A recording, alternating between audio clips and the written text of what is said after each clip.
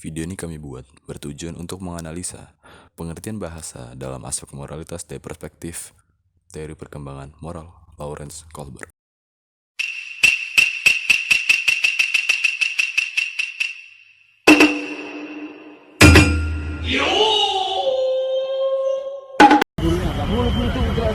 Apa kau dan video aku yang video sampai itu loh bawa ini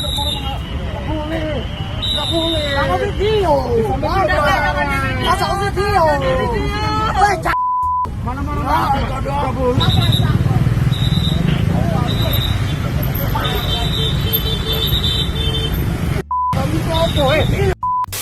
Nah, menurut Naura sama Adis ini kalau perilaku kayak gitu itu perilaku baik apa tidak atau ya nggak apa-apa gitu? Tidak, nggak baik. Menurut adiknya respon kayak gitu itu bener apa enggak? Nggak bener. Kenapa maksudnya? Ya karena Melanggar. ngomong yang tidak sopan, terus itu melawan orang tua. Bener. Terus? Dah, itu alasannya. Apa lagi? Sama. Kalau menurut kalian kalau ngomong gak sopan atau ngomong kasar ke teman sepantaran gitu boleh nggak? Ke yang di bawah kalian misalnya ke anak kelas 3, kelas 2 gitu, menurut kalian boleh nggak? Nggak boleh juga. Sama teman sepantaran nggak apa-apa? Nggak apa-apa. Kalau sama yang di bawah nggak apa-apa?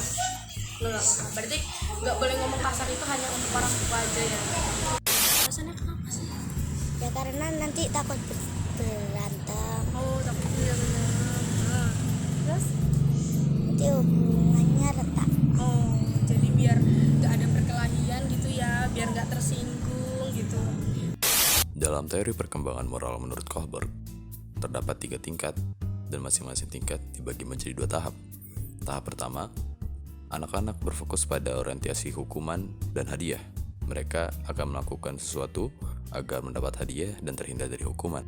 Pada tahap kedua, dalam tingkat prakonvensional, anak-anak memiliki pandangan eye for an eye, sehingga apa yang dilakukan adalah harapan terhadap orang lain lakukan kepadanya. Hal tersebut semakin dikuatkan dengan kesaksian seorang ibu yang memiliki anak umur 9 tahun dan bersekolah di kelas 3 madrasah. Beliau menyebutkan bahwa anak-anak yang bersekolah itu menghindari bertutur kata yang kotor ataupun kasar dikarenakan untuk menghindari hukuman. Bahkan, beberapa sekolah melibatkan orang tua jika anak diketahui bertutur kata yang tidak baik kepada sesama atau bahkan kepada gurunya. Karena di sekolah juga nanti orang tuanya dipanggil kalau misalnya anak-anak bicara kotor gitu. Pada tingkat kedua, yaitu tingkat konvensional, dibagi menjadi 2 tahap. Tahap pertama, orientasi good boy, good girl. Dan tahap kedua, fokus orientasi sosial atau otoritas. Pada tingkat ini, anak-anak akan berfokus terhadap pandangan lingkungan kepadanya. Seperti yang telah kita lihat, bahwa Bintang, yaitu anak kelas 9 SMP yang berumur 15 tahun, mengatakan bahwa berkata kasar kepada teman seumuran dan di bawahnya merupakan hal yang biasa karena pada lingkungannya hal tersebut membuktikan keakraban. Namun, dia berbicara pada orang yang lebih tua menjaga tutur kata, karena tutur kata yang kurang bagus kepada orang tua akan dipandang buruk oleh lingkungannya.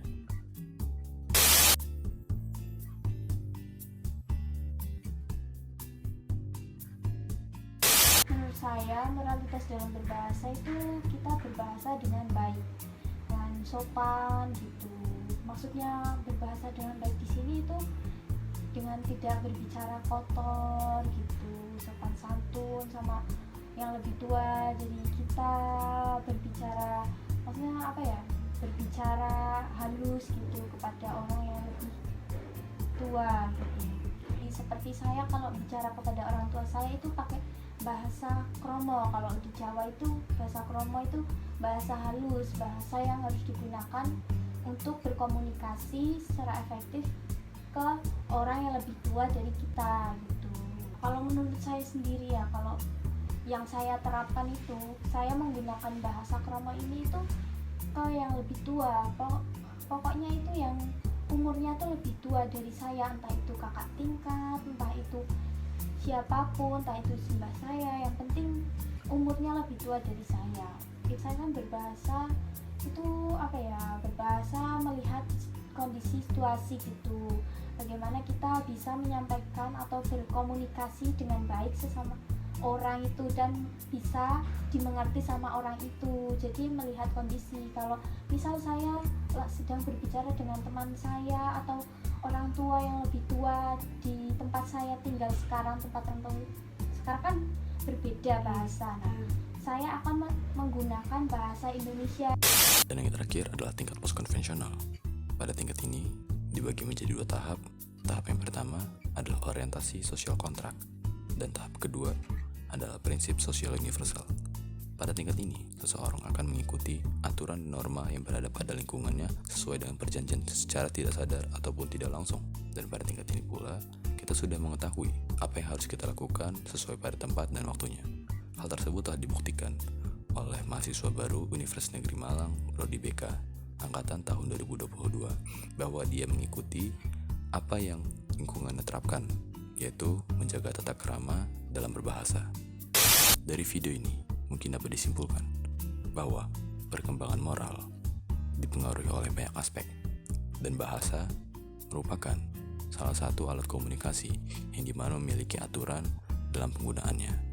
Teori perkembangan moral Lawrence Kohlberg menjelaskan bahwa setiap perkembangan yang dialami oleh seseorang dipengaruhi oleh beberapa aspek dan cenderung dipengaruhi oleh aspek sosial, sehingga lingkungan akan mempengaruhi bagaimana perkembangan sang anak dalam menata moralnya.